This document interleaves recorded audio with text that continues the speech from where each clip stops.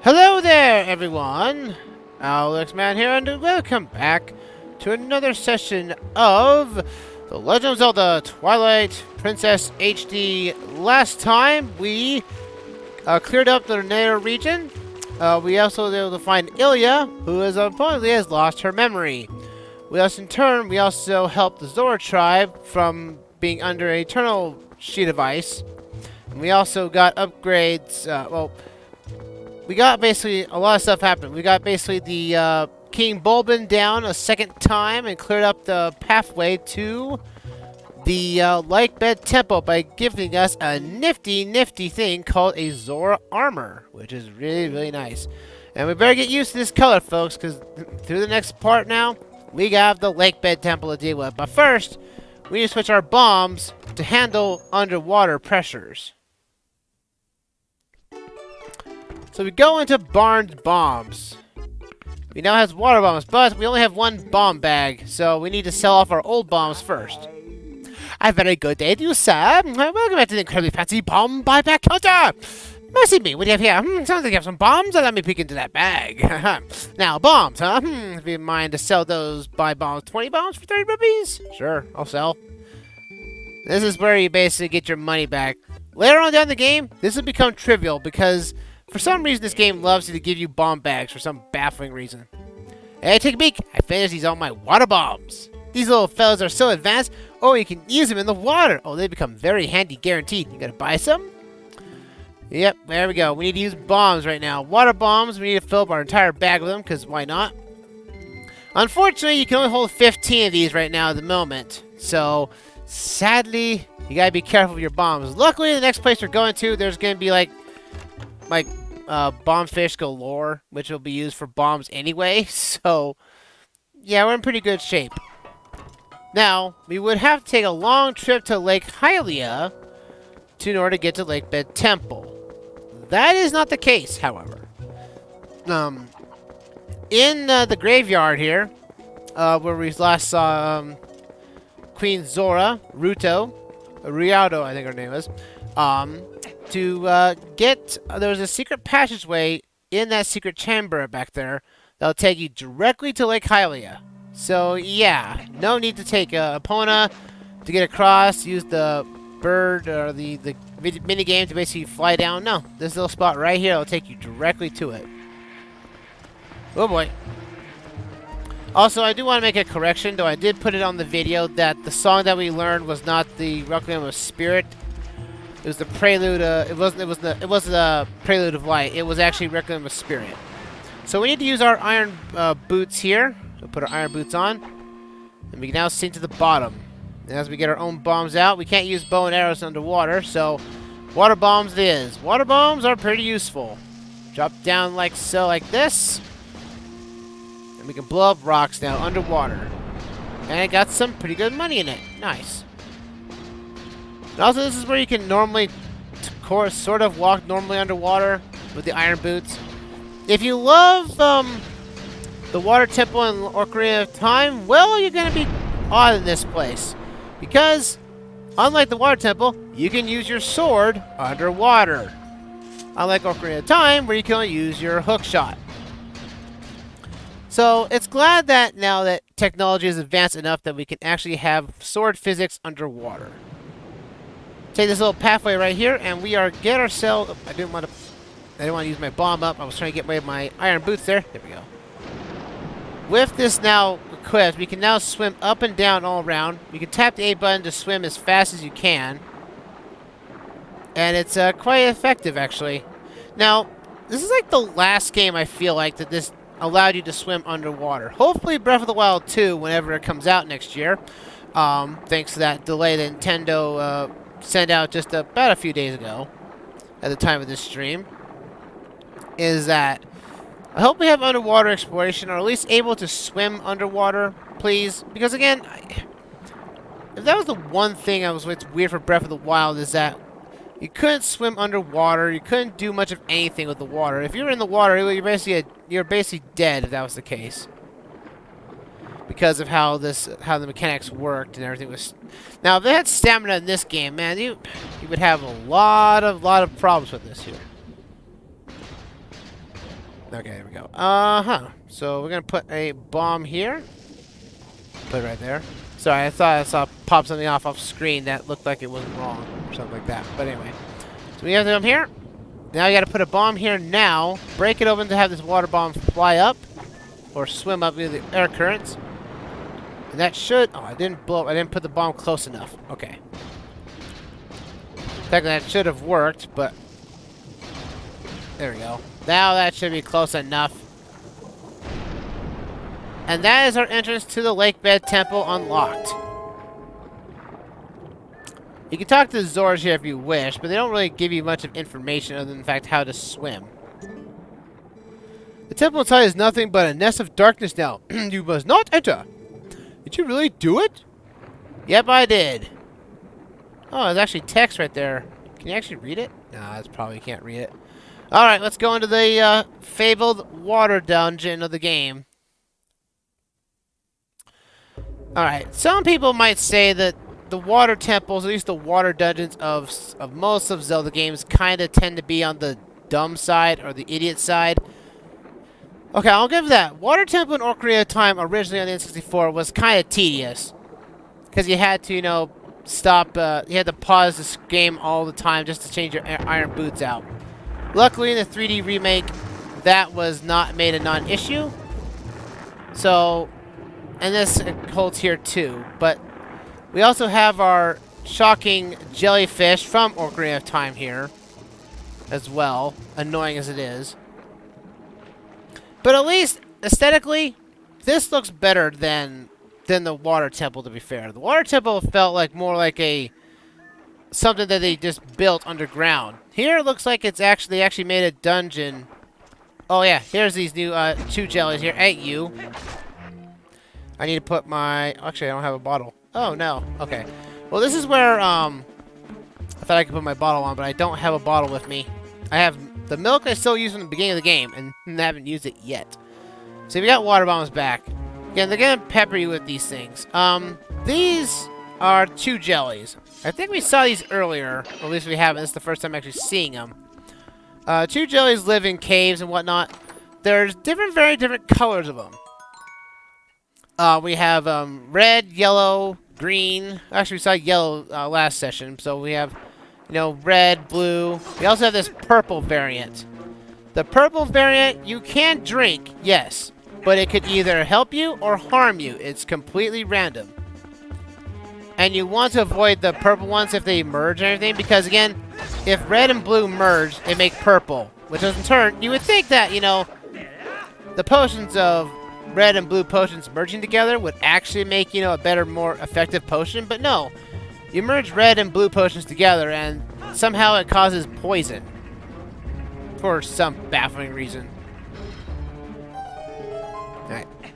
There's our lever right there. Again, I like this place aesthetically, but the concept of it is still technically bland as all can ever be here. So we're going to mark up our...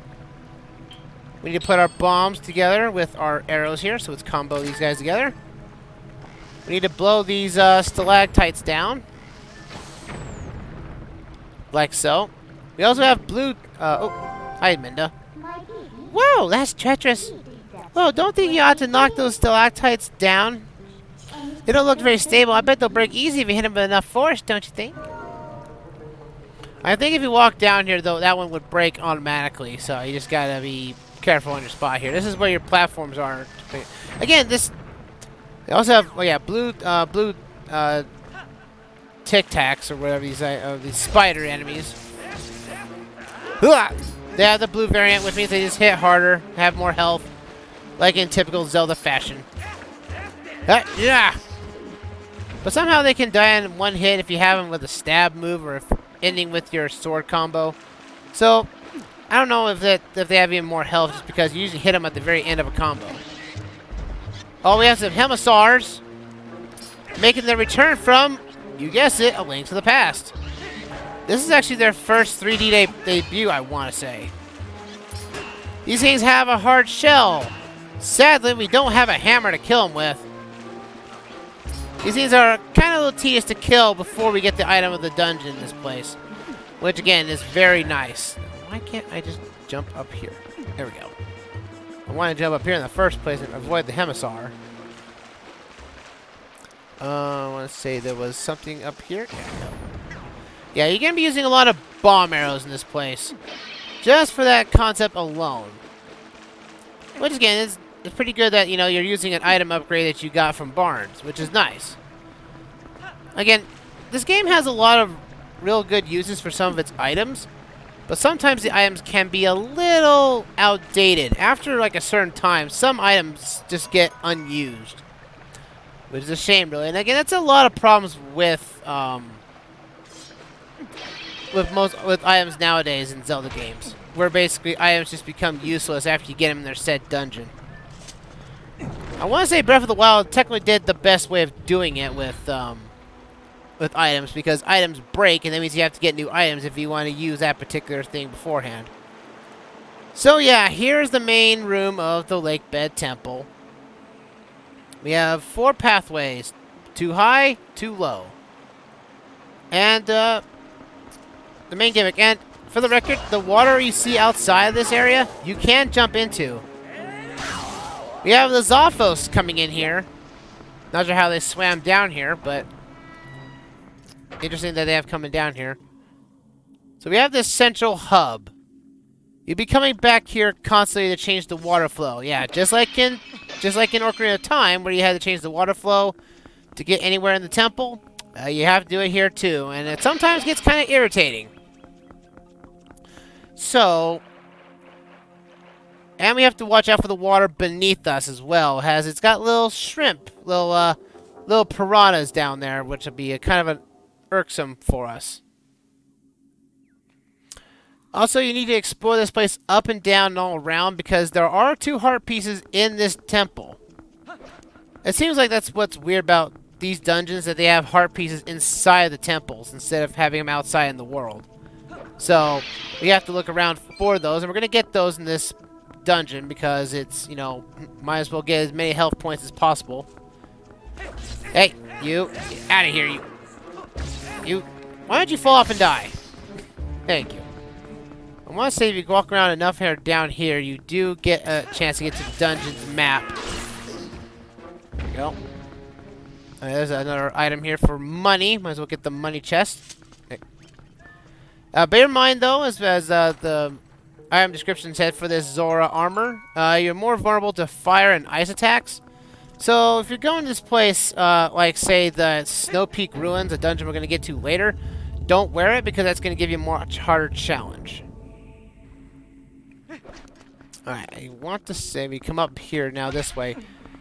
Yeah, this whole staircase thing is a bit of a feat of engineering. You just pull on a lever and boom, you just go down places.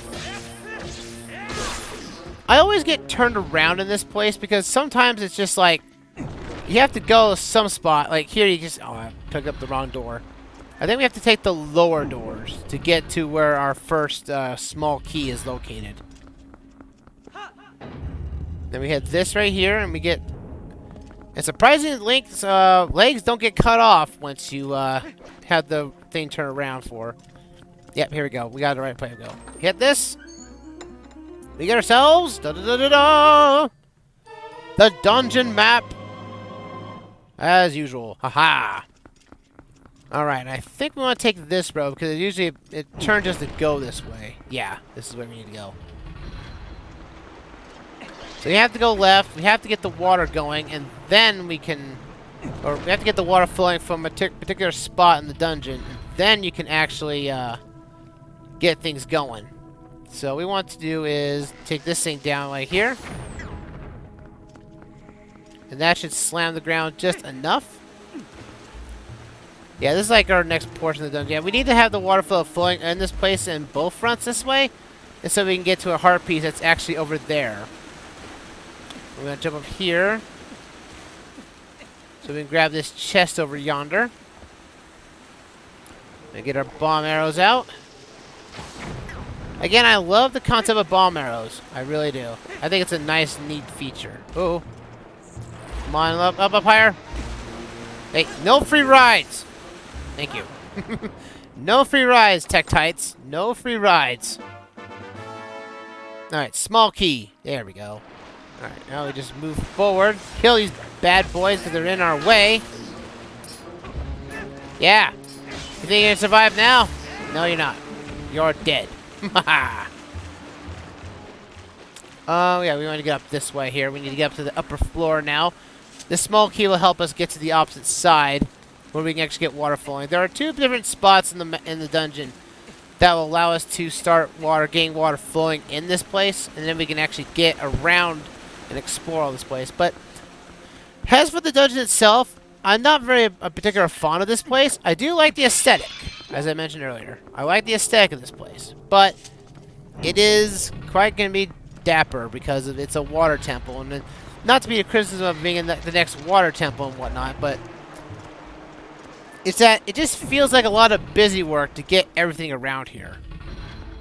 So we want to switch this around. I think we just need to ride these rides up here, and we have the key we need to open up here. Nope, we don't. We have to switch this thing around. Alright. You have to swim around. Oh, what's over here? I think this is all open up here, I think. Yeah, it is. Cool. I said it would be, it's downstairs, it's blocked off, segmented, and whatnot. We need to go into this door here. And open this bad boy up like so. Now we have to get the water flowing. Alright, let's see about this. Here. Like, they have all this, it's, again, I like the aesthetic of this place. It's got all these, like, this, you know, this underwater look with the scales and everything around the place. And it does look like it has been worn down over the years. Like the water in this place is slowly seeping in and basically ripping the rocks to pieces. There's that blue choo-choo right there. It's a very rare color. Good luck getting it because purples love to merge it. See like that? Purples merge together and they just create bigger choo-choos, causing a big pain. There is the rare green choo-choo you can find. And I believe it's actually in the Cave of Ordeals of this place. That's out in the desert somewhere. That you have to go through a gauntlet of floors and everything, kill enemies and all that such.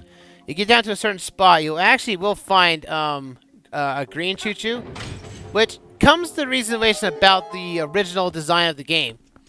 On the back of the cover of the, I think it was the Wii box, the GameCube box, that there used to be a magic meter on the screenshot, which at one point there was going to be magic, but they somehow just took it out for some reason. I'm not sure as to why they took out the magic meter. I think magic could be pretty useful in this game, really, to be honest, but oh, you got this old bad boy and stuck in a bubble? There you go. Bomb him dead. Water bubble has no match to an explosive bomb arrow. Alright, do I have a key? I don't have a key. I need to go back and get a key. That's right. I need a key to get into that room. So, how about we go back this way? Watch out for the Hemosaurs. Now, there's no Hemosaur King like in A Link to the Past, though I think that would be a kind of a cool enemy to fight as a boss. A Twilight Hemosaur King. And we have more Zophos. Take care of these guys. And he's dead. He fell right through the crack right there. Yeah,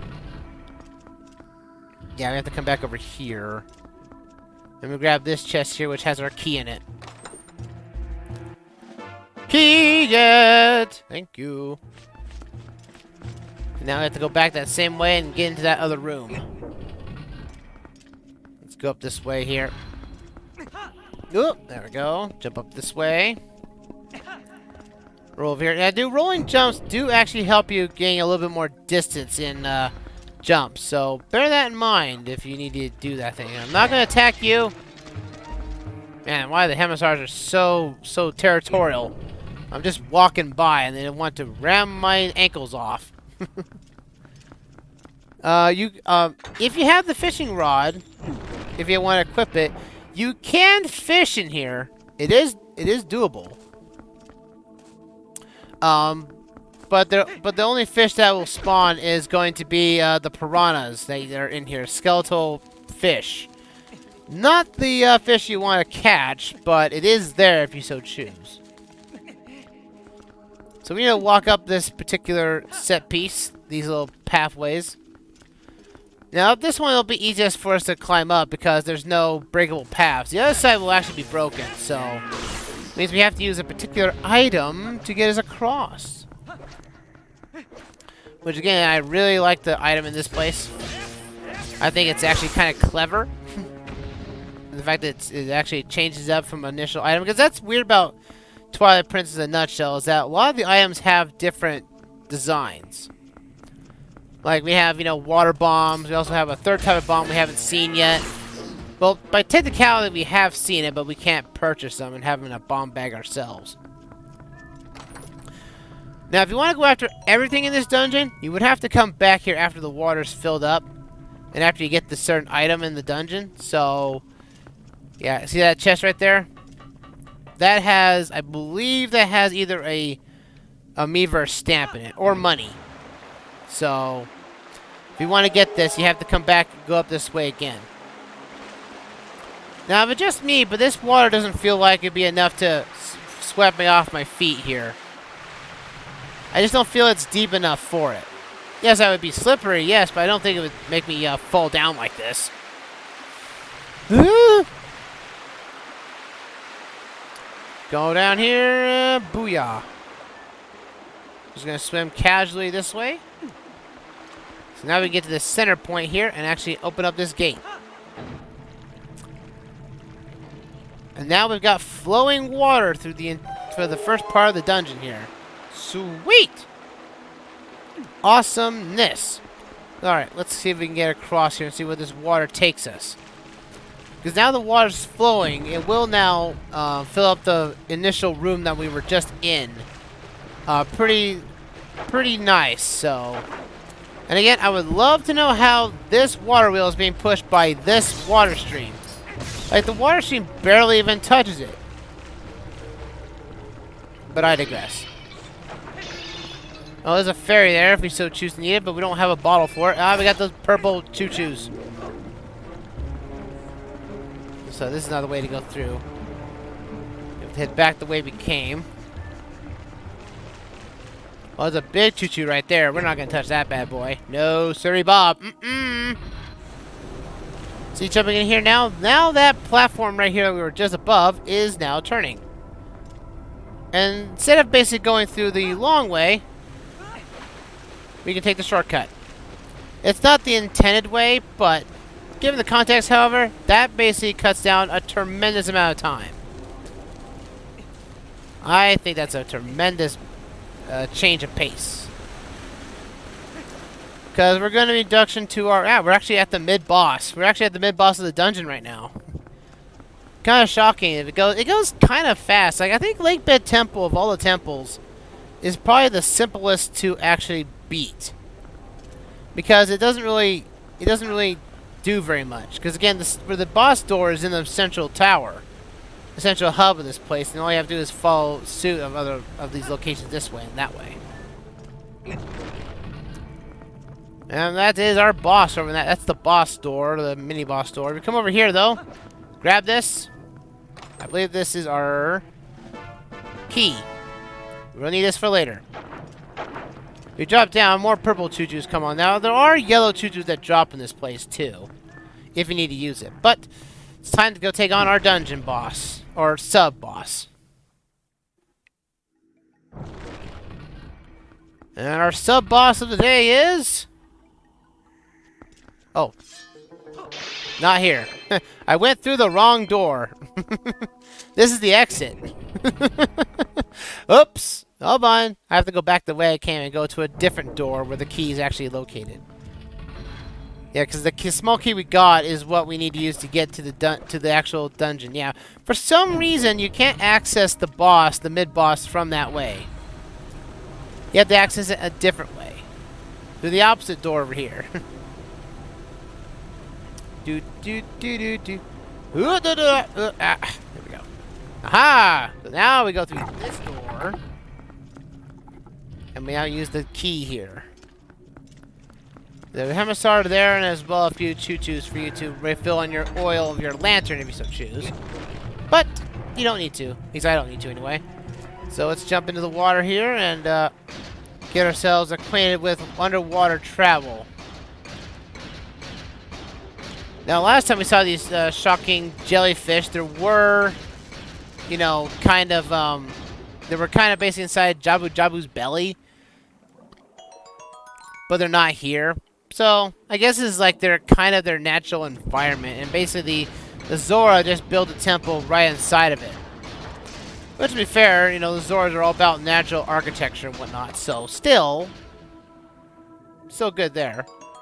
Money in a normal chest, no less. So we come up this way. We have to blow up a bomb. Blow up a rock here. Taking us to our water bombs and whatnot. Now these would harm. These would hurt. These would hurt a lot if you were in there. Because again, the water shockwaves are just that. Yeah, watch out for this little clam.